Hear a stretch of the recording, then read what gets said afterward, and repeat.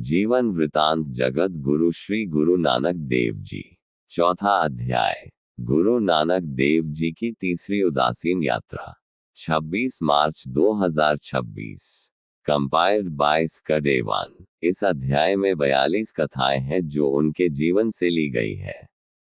तारांकन हर रोज कथाएं कर्म अनुसार पोस्ट होगी। आज कथा संख्या 34। सादा रहन सहन पर बल, रावलपिंडी नगर पंजाब। श्री गुरु नानक देव जी हसन अब्दाल पंजा साहब से प्रस्थान कर पंजाब की तरफ बढ़ते हुए रावलपिंडी नगर में पहुंचे। यह नगर उन दिनों भी उत्तरी पंजाब का बहुत बड़ा व्यापारिक केंद्र था। वहां जाने के लिए वहां से ही रास्ता आगे जाता था। आवागमन तथा व्यापारिक सुख सुविधा होने के कारण वहां की आर्थिक दशा बहुत अच्छी थी। अधिकांश लोग धनी थे, अतः रहन सहन बहुत ऊंचे स्तर का था। गुरु जी नगर के बाहर मुख्य सड़क पर जब एक बरगद के वृक्ष के नीचे कीर्तन में लीन हो गए तो वहां पर राहगीरों की भीड़ इकट्ठी हो गई।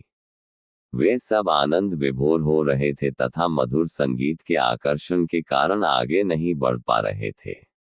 तभी कश्मीर की सैर कर लौट रहे एक बड़े सेठ ने जब भीड़ को देखा तो उसने अपने एक टांगा को रुकने का आदेश दिया और पूछा, वहां भीड़ क्यों है? इसके उत्तर में एक श्रोता ने बताया कि कोई फकीर मस्ती में गा रहा है, जिसका आनंद राहगीर उठा रहे हैं। यह सुनते ही इक्के से उतरकर भीड़ को चीरते हुए सेठ आगे बढ़ता हुआ गुरुदेव के पास पहुंचा और चरण स्पर्श कर बैठ गया। कीर्तन की समाप्ति पर भीड़ के छंटते ही उसने गुरुदेव से कहा, मैं कश्मीर की सैर से लौट रहा हूँ। वहां पर मैं जहां जहां भी गया हूँ वहां पर घर घर कीर्तन द्वारा हरि यश करने की चर्चा सुनता रहा हूँ। अतः मेरे हृदय में आपके दर्शनों की तीव्र अभिलाषा उत्पन्न हो गई थी।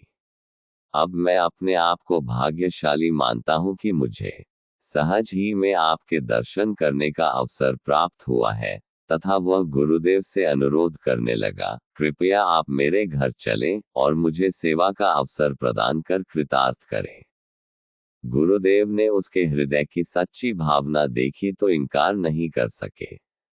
उसकी हवेली में पहुंचे। ये सेठ यहाँ का एक बड़ा उद्योगपति था। नगर के कुछ गिने चुने कुलीन परिवारों में से एक होने के नाते मान्यता बहुत थी। इसलिए जल्दी ही समस्त नगर में समाचार फैल गया कि सेठ जी के यहाँ कोई महापुरुष आए हैं जो कि मनुष्य को उचित जीवन जीने का ढंग सिखाते हैं, जिससे मनुष्य की समस्त कठिनाइयां दूर हो जाती हैं। इस समाचार के फैलते ही दर्शनार्थी लोगों का तांता लग गया, जिसके कारण सेठ ने हवेली के प्रांगण में मंच लगाया जहां गुरुजी ने जनसमूह के समक्ष कीर्तन करना प्रारंभ कर दिया। आप उच्चारण करने लगे, सचु सबना होई दारू पाप कढ़े धोई, नानको वखाने विनती जिन सचु पले होई। राग आसा, पृष्ठ 468। कीर्तन के पश्चात गुरुदेव ने संगत को संबोधन करके कहा, हे भक्तजनों, मनुष्य को अपने आचरण को उज्ज्वल करने के लिए जीवन को सत्य के मार्ग द्वारा तय करना चाहिए। इससे सभी प्रकार की समस्याओं का समाधान स्वयं ही हो जाता है। पहले पहल कुछ कठिनाइयां अवश्य दिखाई देती हैं, परंतु धीरे धीरे सब सामान्य हो जाता है, क्योंकि प्रभु ही सत्य है जो कि इस मार्ग पर चलते समय सहायता करता है। प्रवचनों के पश्चात सेठ जी द्वारा भोजन व्यवस्था में बहुत स्वादिष्ट व्यंजन परोसे गए, जिसे देखकर गुरुजी कह उठे, बाबा होरू खाना खुशी खुआरू, जितु खाधे तनु पीडिये मन मही चलही विकार। राग सिरी, पृष्ठ 16। गुरुदेव कहने लगे, भोजन केवल शरीर को स्थिर रखने के लिए करना चाहिए, न कि ऐसा भोजन करें जिसके सेवन से मन में विकार उत्पन्न हो। सादा भोजन ही मनुष्य को चिरजीवी तथा स्वस्थ रखता है। केवल जीभ के स्वादों के चक्र में पड़कर भोजन करने के लिए जिएंगे तो अपना अमूल्य जीवन नष्ट करने के अतिरिक्त कुछ नहीं पाएंगे। इस प्रकार गुरुदेव प्रत्येक विषय पर अपनी विचारधारा समय समय पर देने लगे। कुछ दर्शनार्थियों ने गुरुदेव के सम्मुख बहुमूल्य वस्त्र भेंट किए, जिसे देखकर गुरुदेव कह उठे, बाबा होरू पेन्नू खुशी खुआरू, जितो पैधे तनु पीलिए मन मही चलही विकार। रहाव राग सिरी पृष्ठ 16। गुरुदेव ने कहा है सत्पुरुषों, हमें अपने खान पान का ध्यान अवश्य ही रखना चाहिए।